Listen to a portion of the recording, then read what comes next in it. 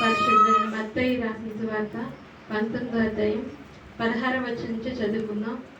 ఇదిగో ఒకడు ఆయన యొద్దకు వచ్చి, బోధకుడా, నిత్యజీవం పొందుటకు నేను ఏ మంచి కార్యం చేయవలనని ఆయనను అడిగెను.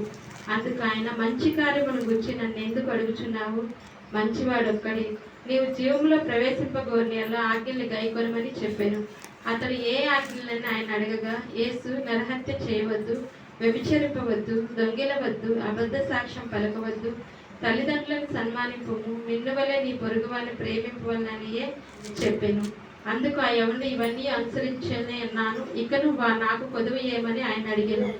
అందుకు యేసు, నువ్వు పరిపూర్ణ కోరిని ఎల్లా పోయి నీ ఆస్తి నమ్మి బీదలకిమ్ము, అప్పుడు పరలోకమందు నీకు ధనము కలుగును, నీవు వచ్చి నన్ను వెంబడించమని అతనితో చెప్పాను. అయితే ఇదిగో ఒకడు ఆయన యొద్దకు వచ్చి, బోధకుడా, నిత్యజీవం పొందుటకు నేను ఏ మంచి కార్యం చేయవలని ఆయన్ని అడిగానంట. ఒక యవనస్తుడంట యేసు ప్రభు దగ్గరికి వెళ్ళి, నేను నిత్యజీవం పొందాలంటే ఏ కార్యాలు చేయాలని యేసు ప్రభుని అడుగుతున్నాడు. అడగటం మంచిదే. అయితే నేను దేవుడి రాజ్యానికి వెళ్ళాలంటే నేనేం చేస్తే దేవుడి రాజ్యానికి వెళ్తానని ఆ యవనుడు అడుగుతున్నాడు. అందుకని యేసు ప్రభు చెప్తున్నాడు, అందుకైనా మంచి కార్యం గురించి నన్ను ఎందుకు అడుగుతున్నావు? మంచి కార్యము మంచివాడు ఒక్కడే, నీవు జీవంలో ప్రవేశింపగోని వల్ల ఆజ్ఞలు గైకోమని చెప్పాను. అయితే నువ్వు నిత్య జీవానికి వెళ్ళాలంటే ఆజ్ఞలు గైకోవాలి. ఆజ్ఞలు ఉన్నాయిగా, 10 ఆజ్ఞలు ఉన్నాయిగా. ఆ 10 ఆజ్ఞలు కూడా నువ్వు గైకుంటే నువ్వు నిత్య రాజ్యానికి వారసుడు అవుతావని చెప్పి యేసు ప్రభు చెప్తున్నాను. నీవు జీవంలో ప్రవేశింపగోని వల్ల ఆజ్ఞలు గైకోమని చెప్పాను. అతడు ఏ ఆజ్ఞలని ఆయన అడగగా, ఆయన అడుగుతున్నాడు, యవనస్తుడు యేసు ప్రభుని అడుగుతున్నాడు, ఆ ఆజ్ఞలు ఏంటయ్యా అని అడుగుతున్నాడు. అయితే యేసు ప్రభు అంటున్నాడు, నరహత్య చేయవద్దు అంటున్నాడు. నరహత్య అనేది చేయొద్దు అంటున్నాడు. నరహత్య అనేది ఇప్పుడు మనుషుల్ని చంపడమే నరహత్య కాదు. ఇప్పుడు మనం ఒక మనిషిని మాటతో వాళ్ళని దూషించడం కూడా, అది కూడా నరహత్య. అది కూడా కత్తి లాంటి పదునుగల మాటలు మనం మాట్లాడినప్పుడు వారిని చంపినట్టే. మరి ఆ మాటలతో వారిని మాటలతో చంపేశాను అంటారు కదా. కానీ మరి ఏ మాటలతో కూడా ఎవరిని కూడా మనము దూషించకూడదు. నరహత్య అనేది మరి మనిషిని కూడా మనము చంపకూడదు, ఒక ఆత్మని మనము చంపకూడదు. ఇప్పుడు మన మాటల ద్వారా కూడా వాళ్ళని ఏమని కూడా అనకూడదు. ఇప్పుడు కత్తి లాంటి మాటలు మాట్లాడా అంటారు, అంతేగా. అలాంటి మాటలు కూడా మాట్లాడకూడదు. నరహత్య అనేది చేయొద్దు అంటున్నాడు. మనిషిని చంపడమే కాదు, మన మాటల ద్వారా కూడా మనం ఇతరుల్ని చంపేస్తాం. మన మాటలకి వాళ్ళు కూడా ఎంతో మరి నలిగిపోతూ ఉంటారు, అంతే కదా. నరహత్య అనేది దేవుడు చెప్తున్నాడు, నరహత్య చేయవద్దు, వ్యభిచరింపవద్దు, దొంగిలవద్దు, అబద్ధ సాక్ష్యం పలకవద్దు, వ్యభిచారం చేయకూడదు అని అంటున్నాడు. మళ్ళీ ఇక్కడ ఇంకేమంటున్నాడు? దొంగిలవద్దు అంటున్నాడు. దొంగతనం చేయకూడదు, అబద్ధ సాక్ష్యాలు పలకకూడదు. మరి తల్లిదండ్రులను కూడా సన్మానించాలి. తల్లిదండ్రులు కూడా ఏం చేయాలి? మనము సన్మానించాలి, వాళ్ళని గౌరవించాలి, ఎవరిని కూడా మనము దూషించకూడదు. నిన్ను వల్ల నీ పొరుగు వారిని కూడా ప్రేమించాలి అని అంటున్నాడు. నిన్ను వల్ల నీ పొరుగు వాళ్ళంటే మనల్ని మనం ఎంతగా ప్రేమించుకుంటాం, మనం ఎంతగా ఆధిక్యత ఇచ్చుకుంటాము. ఇప్పుడు మనకంటే ఏదైనా చేసుకోగలుగుతాం, కానీ ఇతరులకి మనం పని చేయాలంటే చేయగలుగుతామా? చేయలేము. మనల్ని మనం ఎలా ప్రేమించుకుంటున్నామో ఇతరులను కూడా మనం అలాగే ప్రేమించాలి. నిన్ను వల్ల నీ పొరుగు వారిని కూడా ప్రేమించాలి అని అనునవి అని చెప్పాడంట యేసు ప్రభు. అందుకు ఆ యవనుడు ఇవన్నీ అనుసరించుతూనే ఉన్నాను అంటున్నాడు. ఆ యవనస్తుడు అంటున్నాడు, ఇవన్నీ కూడా నేను అనుసరిస్తూనే ఉన్నాను అయ్యా, ఇవన్నీ నేను చిన్నప్పటి నుంచి చేస్తూనే ఉన్నాను అని యవనస్తుడు చెప్తున్నాడు. ఇక నాకు కొదువేమని ఆయన అడిగాను. ఇవన్నీ చేస్తున్నాను కదా, అన్నిట్లో నేను నమ్మకం ఉన్నాను, ఇంకా నాకు కొదువేంటి, ఇంకేముంది కొదువు అని ఆయన అడుగుతున్నాడు. అడగటం మంచిదే. అయితే అడిగినప్పుడు ఏం చేయాలి? ఆయన ఏం చెప్తే అది మనం చెయ్యాలిగా. అడుగుతున్నాడుగా, నువ్వు ఇలా ఇవన్నీ చెయ్యి అంటున్నాడు. ఇవన్నీ చేస్తూనే ఉన్నాను, ఇంకా నాకు కొదువేంటి అని అంటున్నాడు. ఇంకా ఆయనలో ఏదో కొదువు ఉంది, ఆ కొదువేంటి చెప్పయ్యా అని అడుగుతున్నాడు. మరి చెప్పినప్పుడు అది చెయ్యాలిగా, అడిగినప్పుడు. అయితే అందుకు యేసు, నీవు పరిపూర్ణ వద్దకు కోరినల్లా పోయి నీ ఆస్తి నమ్మి బేదలకిమ్ము అంటున్నాడు. ఆయన ఎలాంటి వాడంటే ఆస్తిపరుడు, ధనవంతుడు కాబట్టి ఇప్పుడు ఇంకా దొంగతనం చేయవసరం లేదు, అబద్ధాలు చెప్పవసరం లేదు, వ్యభిచారం చేయవసరం లేదు. నేను అవన్నీ పొరుగు వారిని కూడా ప్రేమిస్తున్నాను అన్నాడు. అంతా బాగానే ఉంది. అన్నీ అనుసరిస్తూనే ఉన్నాడు ధనవంతుడు కాబట్టి. నీ ఆస్తి అమ్మి బేదలకు ఇమ్ము అన్నాడు. అంటే పేదలకి లేని వారికి ఇవ్వు, నీ ఆస్తిని అమ్మేసి ఇచ్చేసి అప్పుడు నీకు దేవుని రాజ్యంలో అవకాశం ఉంటుంది అని అంటున్నాడు. ఆస్తి అమ్మి ఇచ్చేసి అంటున్నాడు. యేసుప్రభు చెప్పిన మాట నిజమే కదా. ఇప్పుడు ఎంత ఆస్తి లోకంలో సంపాదించుకున్నా ఆస్తినంతా మనం దేవుని రాజ్యానికి మనము తీసుకొని వెళ్ళలేము. మన ఎలాగైతే వచ్చామో అలాగే మనం వెళ్ళాలి.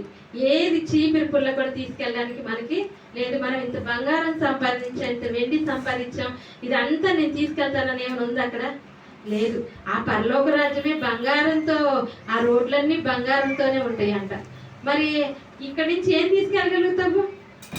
నీ ఆస్తిని అమ్మేసేసి నువ్వు పేదలకు ఇస్తే నీ ఆస్తి పరలోకంలో అధికం వద్ది అని అన్నాడు. ఇప్పుడు నువ్వు ఇక్కడ నీ ఆస్తిని 1 కోటి రూపాయలు ఇచ్చేసావనుకో, కోటికి దేవుడు ఎన్ని కోట్లు ఇస్తాడు? 4 కోట్లు నీకు అక్కడ ఇస్తాడు. దేవుని రాజ్యంలో ఉంటుంది. కానీ దేవుడు చెప్తున్నాడు నీ ఆస్తి అమ్మి పేదలకు ఇచ్చేసే అన్నాడు. పేదలకు ఇచ్చే అంటే అప్పుడు పరలోకమందు నీకు ధనం కలిగిద్ది అని చెప్పాడు. దేవుడు చెప్పిన మాట నిజం. నువ్వు ఇక్కడ ఏది విత్తుతావో అదే పంట నువ్వు కోస్తావు. మరి ఆయన ధనాన్ని ఇక్కడ పేదలకు ఇవ్వమన్నాడు. పేదలకు ఇవ్వాలంటే ఎవరికి కూడా మనసు ఒప్పుకోదు. ఇక్కడ కీర్తన గ్రంథంలో 41వ అధ్యాయంలో కీర్తన గ్రంథం 41 మొదటి వచనం, బీదలను కటాక్షించువాడు ధన్యుడు, ఆపత్కాలమందు యెహోవాని తప్పించును అంటున్నాడు. బీదలను ఏం చేయాలి? కటాక్షించాలి. దేవుడు అక్కడ ఏం చెప్పాడు? నీ ఆస్తిని అమ్మేసేసి బీదలకు ఇవ్వు, బీదలకు ఇస్తే నీకు పరలోక రాజ్యంలో నీకు ధనం కలిగిద్ది అని అంటున్నాడు. ఇక్కడ ఏమంటున్నాడు కీర్తన గ్రంథంలో? బీదలను కటాక్షించువాడు ధన్యుడు, ఆపత్కాలమందు యెహోవాని తప్పించును అంటున్నాడు. బీదలైన వారికి మనము సహాయం చేసే వాళ్ళగా ఉండాలి. మనం ఉన్న దగ్గర మనకున్న డబ్బుని వడ్డీలకి ఇచ్చుకుంటే ఆ వడ్డీ వసతి మనమే తింటాం. కానీ బీదలకి ఇస్తే వాళ్ళు అదేంటి ఆ కష్టంలో వారు ఎంతో మరి ఆ డబ్బు ఎంతో ఉపయోగపడుతుంది. వారు ఆ కష్టంలో నుండి విడుదల పొందుతారు. దేవుడు ఏం చెప్తున్నాడు? బీదల్ని కటాక్షించేవాడు ధన్యుడు అంటున్నాడు. వాళ్ళు ఏమంటున్నాడు? ధన్యుడు అంటున్నాడు. అయితే ఆపత్కాలమందు యెహోవా వారిని తప్పించును. నువ్వు బీదలు కటాక్షించావనుకో, నీకు ఆపత్కాలం వచ్చింది. ఏదో ఒక సమయం ఆపత్కాలం వచ్చింది, నీకు కష్టం వచ్చింది. ఆ కష్టంలో అంట దేవుడు నిన్ను తప్పిస్తాడు. బీదల్ని కటాక్షించే వాళ్ళని తప్పిస్తాడంట. అయితే బీదలకి అప్పించేవాడంట, యెహోవాకి అప్పించేవాడంట. అంటే పేదలైన వారికి అప్పిస్తే అది దేవుడికి ఇచ్చినట్టేనంట. దేవుడే నీకు సహాయం చేస్తాడు. మరి అలాంటి మరి ఇప్పుడు యవనస్తుడు ఏమంటున్నాడు? నీకు ధనం కలిగిద్ది అని చెప్పి మత్తయి సువార్తలో 19వ అధ్యాయంలో చెప్తున్నాడు కదా దేవుడు, నీకు ధనం కలిగిద్ది అంటే. అయితే ఆ యవనంట మిగులు ఆస్తి గలవాడు కనుక ఆ మాట విని వ్యసనపడుచు వెళ్ళిపోయినట్ట. అయితే బాగా ఆస్తి గలవాడంట. ఆస్తి గలవాడు కాబట్టి ఏం చేశాడు? ఆ మాటల కంట వ్యసనపడుచు వెళ్ళిపోయాడు. నాకు దేవుడు వద్దనుకొని వెళ్ళిపోయాడు. అసలు నాకేం కొదువా ఏంటి అని అడిగాడుగా. కొదువు దేవుడు చెప్పినప్పుడు ఏం చెయ్యాలి? దాన్ని కనుక ఆయన అమలు పరుచుంటే దేవుడు ఎంత ఇచ్చేవాడు, ఇంకా ఎంత ఆస్తి ఇంకా నీకు దేవుని రాజ్యంలో ఎంత ఇచ్చేవాడు. నన్ను వెంబడించి అన్నాడు. దేవుని వెంబడించడం అంటే ఎంత బాధ్యత అది. దేవుని వెనకాతలు నడవడం అంటే ఎంత బాధ్యత. అలాంటి బాధ్యత ఎవ్వరికి కూడా ఉండదు. నన్ను వెంబడించు అన్నప్పుడు దేవుడిని వెంబడిస్తే ఆయనకి ఎంత దేవుని రాజ్యంలో సంతోషం కలిగింది. ఇప్పుడు ఆయన విడిచి వ్యసనపడుచు వెళ్ళిపోయాడంట. యేసు ప్రభుని విడిచి వెళ్ళిపోయాడు. దేవుణ్ణి వెంబడించమని ఆ యేసు ప్రభే చెప్తుంటుంటే ఆయన నా కొదువేంటి అడిగింది ఎవరు? ఈ యవనస్తుడేగా దేవుణ్ణి అడిగింది. మరి అన్ని అడిగింది. నేను రాజ్యంలో నిత్య రాజ్యంలోకి రావాలంటే నేను ఏం చెయ్యాలని అడిగాడుగా. మరి అన్నీ అడిగాడు. అన్నీ అడిగినప్పుడు ఏం చేయాలి? ఇవన్నీ చేస్తున్నాడు. ఇది ఒక్క పని మరి చేస్తే కూడా ఆయన ఎంతో మరి దేవుని రాజ్యంలో ఎంత ఆధిక్యత ఆయనకు ఉండేది, ఎంత ఇదిగా ఉండేది. మరి జక్కయ్య ఉన్నాడు. జక్కయ్య ఆయన ట్యాక్స్ కలెక్టర్ అయితే లోకల్ వార్త 19వ అధ్యాయంలో ఉంటుంది లోకాసు వార్తలో. మరి ఆయన ట్యాక్స్ కలెక్టర్ జక్కయ్య. ఆయన అందరి దగ్గర వడ్డీ వసూలు చేసేవాడు. బాగా వడ్డీ వసూలు చేసేవాడు, పీడించేవాడు. ఎలాగంటే వాళ్ళు ఇచ్చే వరకు కూడా వదిలిపెట్టేవాడు కాదు. అలాంటి జక్కయ్య మరి యేసు ప్రభు ఆ యెరూషలేం నుండి ఆ ఊర్లోకి వస్తుంటే అక్కడ జక్కయ్య యేసుప్రభు వస్తున్నాడని చెప్పి ఆ మాట విన్నాడు. విని ఏం చేశాడంటే యేసుప్రభు నేను కూడా చూడాలనుకున్నాడు. యేసుప్రభు నేను కూడా చూడాలని మనసులో వచ్చింది. వచ్చి గబగబ జక్కయ్య అంటే పొట్టివాడంట, బాగా పొట్టివాడైనందున అక్కడ అందరూ జనులందరూ గుంపు కూడా ఉన్నారంట. జనులందరూ గుంపు కూడా ఉంటే పొట్టివాడు కదా యేసుప్రభుని చూడలేకపోతుంటుంటే మరి ఏం చేశాడు, అక్కడ ఒక మేడి చెట్టు ఉంది. యేసుప్రభు ఆ త్రోవనే రానే ఉన్నాడు కాబట్టి ఆ మేడి చెట్టు ఎక్కితే యేసుప్రభు నేను చూడొచ్చు అనుకొని జక్కయ్య ఏం చేశాడు, గబగబా ఆ మేడి చెట్టు ఎక్కాడు. ఆయనకి ఏమంటున్నాయి ఆ అడ్డ కొమ్మలన్నీ తెంపేసుకున్నాడేమో. తెంపేసుకొని యేసుప్రభు వస్తాడు చూస్తాడని చెప్పి, యేసుప్రభు వస్తే నేను చూస్తానని చెప్పి మేడి చెట్టు ఎక్కి కూర్చున్నాడు. కూర్చొని ఆయన వస్తున్న ఆ త్రోవలో యేసుప్రభు వచ్చి ఆ చెట్టు కిందే ఆగారంట యేసుప్రభు. దేవుడికి అన్ని హృదయ అంతరంగం కూడా ఎరిగి ఉన్న దేవుడు. ఎవరైతే దేవుడు కోరుకుంటున్నాడో దేవుడికి తెలుసు, అంతే కదా.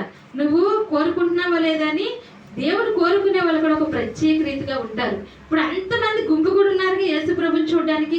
అంతమందిలో జక్కయ్య దగ్గరికి ఎందుకు యేసయ్య వచ్చాడు? ఎందుకంటే ఆయన చూడాలని ఆశ కలిగింది జక్కయ్యకి, హృదయంలో ఆశ కలిగింది జక్కయ్యకి.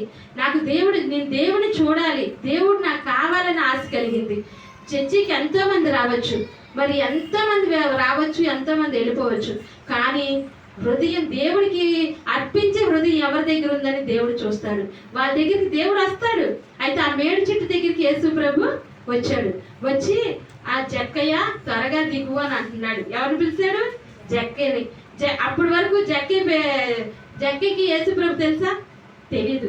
యేసుప్రభు జక్కయ్య తెలుసా? అప్పటి వరకు కలవలేదు. కానీ ఆయన పేరు పెట్టి పిలుస్తున్నాడు. ఎవరు? యేసుప్రభు. జక్కయ్య త్వరగా దిగు, నేను నీ ఇంట ఉండవలసి ఉందని చెప్తున్నాడంట.